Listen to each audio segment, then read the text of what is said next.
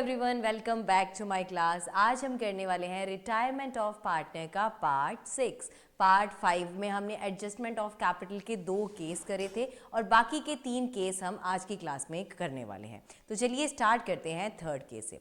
When the total capital of the new firm is equal to the total capital before retirement। अब क्या है, नई capital को वो उतना ही रखना चाहते हैं जितना कि रिटायरमेंट से पहले था। ठीक है, अब जो फॉर एग्जाम्पल 3 पार्टनर्स थे, पहले तीनों पार्टनर की कैपिटल थी 1,50,000। ठीक है, तो अब नई कैपिटल फर्म की अगर सी रिटायर भी हो रहा है तो ए और बी अपनी कैपिटल को 1,50,000 पर ही मेंटेन करना चाहते हैं। सेकंड केस में क्या था कि जो दोनों पार्टनर्स पीछे बचे थे उनकी जितनी कैपिटल थी उतनी ही वो नई फर्म की रखना चाहते थे। ठीक है, लेकिन इस केस में क्या है, जितनी तीनों पार्टनर्स की कैपिटल बन रही थी उतनी वो नई फर्म की कैपिटल को रखना चाहते हैं। ठीक है, तो उस केस में हम क्वेश्चन को कैसे सॉल्व करेंगे, तो चलिए देखते हैं इसका एग्जाम्पल।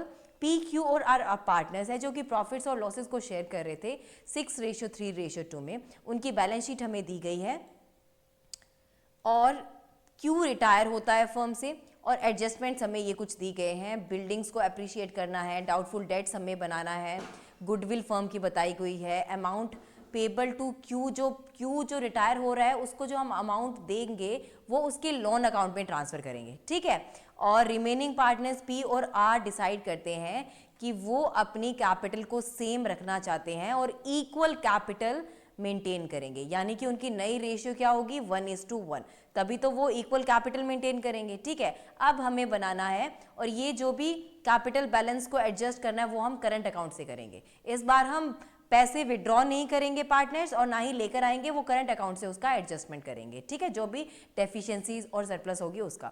अब हमें बनाना है रीवैल्यूएशन अकाउंट और पार्टनर्स कैपिटल अकाउंट। ठीक है, तो चलिए बनाते हैं रीवैल्यूएशन अकाउंट। रीवैल्यूएशन अकाउंट के लिए एडजस्टमेंट हमें दिए गए हैं। पहला है बिल्डिंग को अप्रिशिएट करना है 7,700 से। ठीक है, तो बिल्डिंग अप्रिशिएट होना मतलब फायदा है, फायदा कहाँ जाएगा, रीवैल्यूएशन अकाउंट की क्रेडिट साइड में, बाय बिल्डिंग अकाउंट अप्रिसिएशन 7,700। ठीक है, फिर नेक्स्ट है डाउटफुल डेट्स हमें बनाने हैं 5% डेटर्स पे। डेटर्स है हमारे 8,000 के, इसका 5% यानी कि 400 का हमें डाउटफुल डेट्स बनाना है और ये लॉस है बिजनेस के लिए, नुकसान है, इसलिए ये जाएगा डेबिट साइड में। To provision for doubtful debts 400 rupees. ठीक है, अब और कोई एडजस्टमेंट हमें रीवैल्यूएशन की यहाँ पे दी नहीं गई तो इसका हम टोटल करेंगे।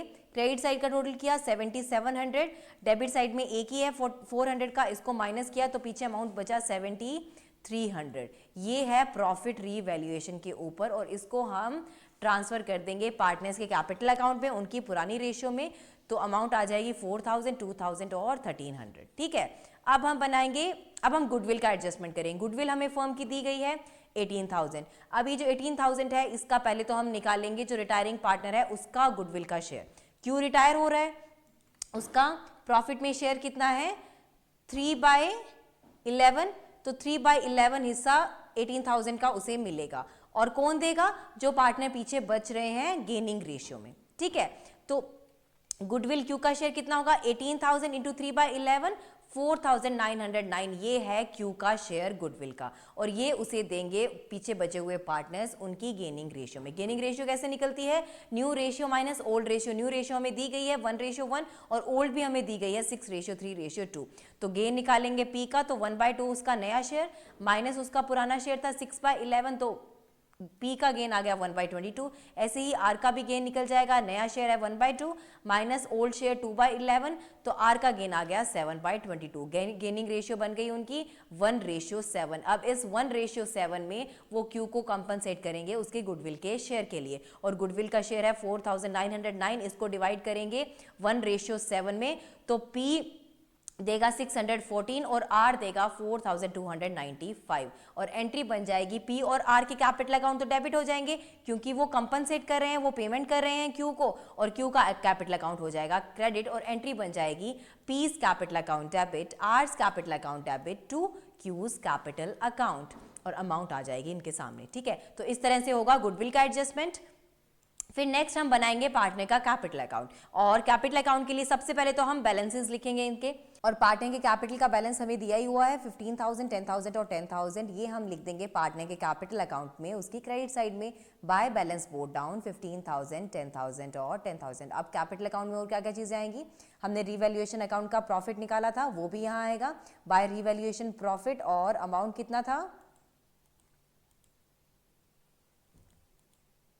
4,000, 2,000 और 1,300, तो इसको भी हम लिख देंगे क्रेडिट साइड में, क्योंकि ये प्रॉफिट है पार्टनर के कैपिटल को बढ़ाएगा, इसलिए इसको क्रेडिट साइड में लिखेंगे बाय रिवैल्यूएशन प्रॉफिट 4,000, 2,000 और 1,300। अगर लॉस होता तो वो जाता डेबिट साइड में, ये प्रॉफिट है इसलिए इसको हमने क्रेडिट साइड में लिखा है, ठीक है। इसके बाद में हमने गुडविल के एडजस्टमेंट करी थी। गुडविल के एडजस्टमेंट के टाइम पे पी और आर का कैपिटल अकाउंट डेबिट हुआ था 614 और 4295 से, तो इसको भी हम डेबिट साइड में लिख देंगे 614 और 4295। 614 पी के नीचे आ जाएगा और 4295 आ जाएगा आर के नीचे टू गुडविल एडजस्टमेंट, ठीक है। और क्यू का कैपिटल अकाउंट क्रेडिट हुआ था कितने अमाउंट से 4,909 से, तो क्यू के कैपिटल के क्रेडिट साइड में आ जाएगा 4,909, ठीक है। ये गुडविल का अमाउंट उसे मिल रहा था इसलिए इसको हमने क्रेडिट कर दिया, ठीक है।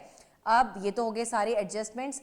अब कैपिटल का एडजस्टमेंट देखो, कैपिटल उन्होंने बोला था कि जितना रिटायरमेंट से पहले था उतना का उतना वो मेंटेन करना चाहते हैं, और रिटायरमेंट से पहले उनका टोटल कैपिटल था 15,000 प्लस 10,000 प्लस 10,000 35,000, 35,000 था, इतना ही वो मेंटेन करेंगे, तो ये टोटल कैपिटल है नए फर्म का 35,000। अब इस 35,000 को वो डिवाइड करेंगे अपनी नई प्रॉफिट शेयरिंग रेशियो जो कि है 1:1 में, तो 35,000 का हाफ किया, नई कैपिटल दोनों की आ गई 17,500 और 17,500, यही है क्लोजिंग कैपिटल। तो टू बैलेंस कैरी डाउन में आ जाएगा 17,500 और 17,500।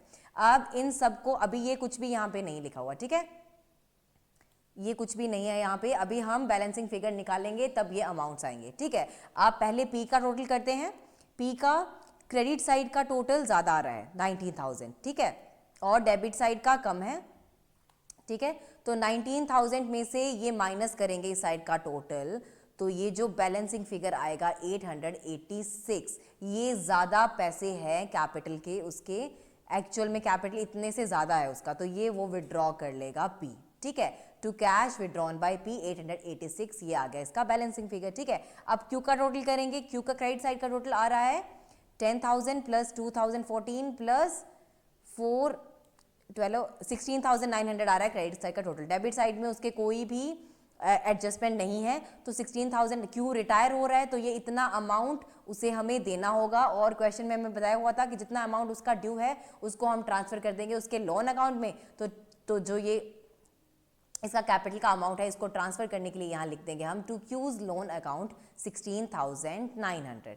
समझ आया आपको, 16,900 क्यू के लोन के अकाउंट में भेज दिया, क्योंकि ये रिटायर हो रहा है, इसका कैपिटल अब खत्म हो जाएगा, इसलिए इसको हमने भेज दिया उसके लोन अकाउंट में, ठीक है। अब आर का टोटल करेंगे, आर का टोटल करेंगे तो इसका क्रेडिट साइड का डेबिट साइड का टोटल आ रहा है ज़्यादा, तो डेबिट साइड का टोटल आ रहा है 21,795, और ये जो बैलेंस बच रहा है इधर माइनस करने के बाद 10,495, इतना उसका कैपिटल कम रह रहा है, ठीक है। ये जो 17,500 कैपिटल उसको ले रखना है, इसके लिए इसको 10,495 का अमाउंट लेकर आना होगा, तो ये यहाँ पे बैलेंसिंग फिगर आ जाएगा by cash introduced by R 10,495। तो समझ आया आपको कि कैसे इसको हम सॉल्व करेंगे। फिर नेक्स्ट केस है when retiring partner is to be paid through amount brought by the remaining partners in a manner to make their capitals proportionate to their new profit sharing ratio। अब कुछ cases में partners ऐसे भी decide कर सकते हैं कि जो रिटायरिंग पार्टनर का अमाउंट ड्यू है उसको वो एडिशनल कैपिटल इंट्रोड्यूस करके पे करेंगे, और एडिशनल कैपिटल भी इस तरह से इंट्रोड्यूस करेंगे कि उनका जो कैपिटल है वो नई प्रॉफिट शेयरिंग रेशियो में एडजस्ट हो जाए। तो इस तरह के क्वेश्चन को हम कैसे सॉल्व करेंगे, आइए देखते हैं। ए, बी और सी पार्टनर्स हैं जो कि प्रॉफिट्स को शेयर कर रहे थे 5:3:2 में।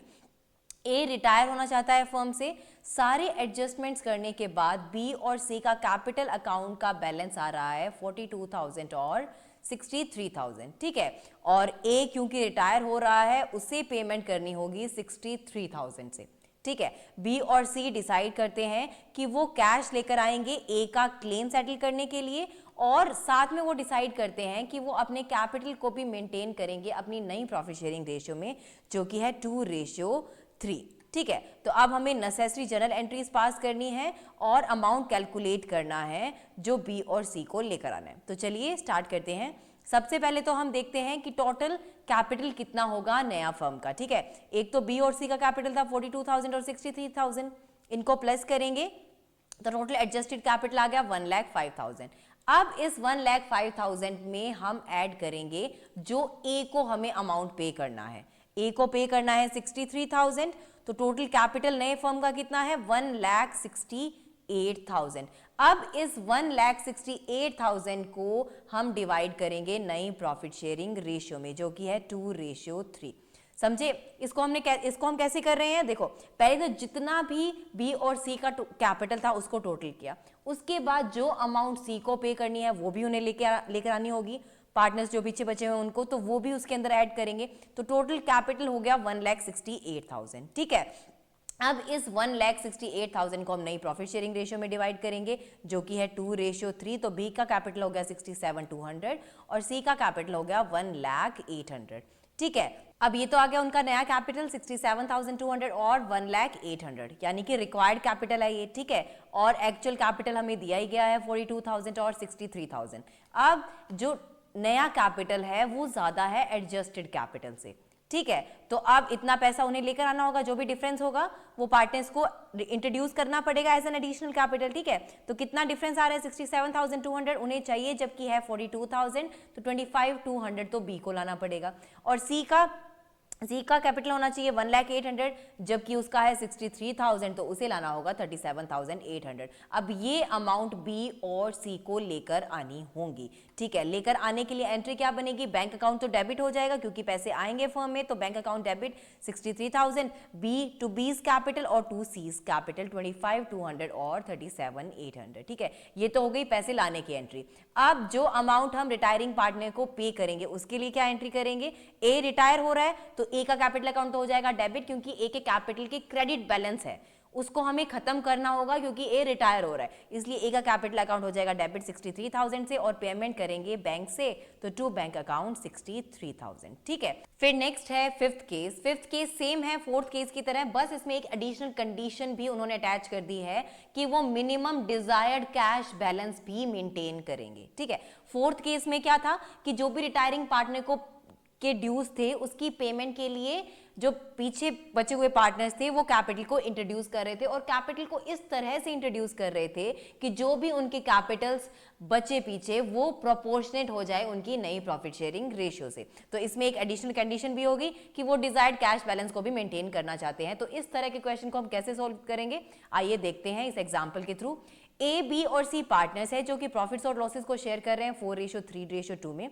बी रिटायर होता है फर्म से, सारे एडजस्टमेंट्स के बाद ए, बी और सी के कैपिटल हमें दिए गए हैं 54,000, 42,000 और 24,000। ठीक है, कैश और बैंक बैलेंस था 6,000। ठीक है, अब वो एग्री करते हैं कि बी को वो जो पेमेंट करेंगे कैश से ए और सी लेकर आएंगे, और कैपिटल्स को वो इस तरह से मेंटेन करेंगे कि वो प्रोपोर्शनेट हो जाए उनकी नई प्रॉफिट शेयरिंग रेशियो से। ठीक है, और पार्टनर्स ये भी डिसाइड करते हैं कि वो मिनिमम कैश और बैंक बैलेंस अपना बना के रखना चाहते हैं 4,000 से बैलेंस उनका कम नहीं होना चाहिए। तो अब हमें कैलकुलेट करना है amount of cash to be brought in by A and C. ठीक है, तो सबसे पहले हम टोटल कैपिटल कैलकुलेट करेंगे। इसके लिए ए और सी के कैपिटल को प्लस करेंगे। ए का कैपिटल था 54,000 और सी का कैपिटल था 24,000, तो 54,000 प्लस 24,000 78,000। ठीक है, अब बी को पेमेंट करनी होगी।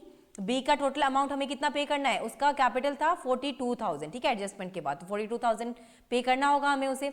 42,000 में से 6,000 तो बैंक बैलेंस ही पड़ा है, लेकिन ये 6,000 का पूरा हम यूज नहीं कर सकते उसकी पेमेंट के लिए, क्योंकि 4,000 बैंक बैलेंस हमें मेंटेन करके रखना है। तो 6,000 में से सिर्फ और सिर्फ हम 2,000 रुपीज यूज कर सकते हैं बी की पेमेंट के लिए। तो 42,000 में से कैश बैलेंस जितना है कितना है 2,000 यूज कर सकते, तो 2,000 ये माइनस कर दिया। ठीक है, तो पीछे बचा 40,000। अब 40,000 रुपए उनको बी की पेमेंट के लिए भी लाने होंगे। ठीक है, तो 78,000 पे हम ऐड कर देंगे 40,000, तो ये आ गया 1,18,000। ये है total capital of the new firm. ठीक है, इसको हम डिवाइड कर देंगे उनकी नई प्रॉफिट शेयरिंग रेशियो में, जो कि है 3:2। 1,18,000 को 3:2 में डिवाइड किया तो ए का कैपिटल आ गया 70,800 और सी का कैपिटल आ गया 47,200, और उनका एग्जिस्टिंग कैपिटल हमें दिया ही हुआ है 54,000 और 24,000, जो कि कम है उनके नए कैपिटल से। तो ये जो भी डिफरेंस इन दोनों का आ रहा है, इतना अमाउंट उन्हें लेकर आना पड़ेगा। तो ए लेकर आएगा 16,800 और सी लेकर आएगा 23,200, और पैसे लाने के लिए एंट्री क्या होगी, bank account debit to A's capital और टू सीज कैपिटल, और अमाउंट आ जाएगा 16,800 और 23,200। ठीक है, तो इस तरह से हम सॉल्व करते हैं इन पांचों केसेस में। ये 5 केस कौन से करें हमने। पहला केस तो था कि टोटल कैपिटल हमें दी गई थी फर्म की, कि नई कैपिटल कितनी होगी। ठीक है, उसको फिर हमने पार्टनर्स में डिवाइड कर दिया उनकी नई प्रॉफिट शेयरिंग रेशियो में, तो इस तरह से उनकी नई कैपिटल आ गई थी। ठीक है, सेकंड केस था कि जो पुरानी कैपिटल थी, दोनों जो पार्टनर्स पीछे बचे हुए हैं, उनकी जो पुरानी कैपिटल है वही टोटल कैपिटल होने वाली थी नई फर्म की, बस उनको हमें डिवाइड करना था नई प्रॉफिट शेयरिंग रेशियो में, जिससे उनका जो नया कैपिटल था इंडिविजुअली सिर्फ वही चेंज हो रहा था, टोटल कैपिटल सेम ही रह रही थी। ठीक है, और थर्ड केस था जो कि जो रिटायरमेंट से पहले कैपिटल थे, यानी कि जो सारे पार्टनर्स की कैपिटल थी रिटायरमेंट से पहले, वही कैपिटल होगी रिटायरमेंट के बाद पीछे बचे हुए पार्टनर्स की। ठीक है, ये था थर्ड केस।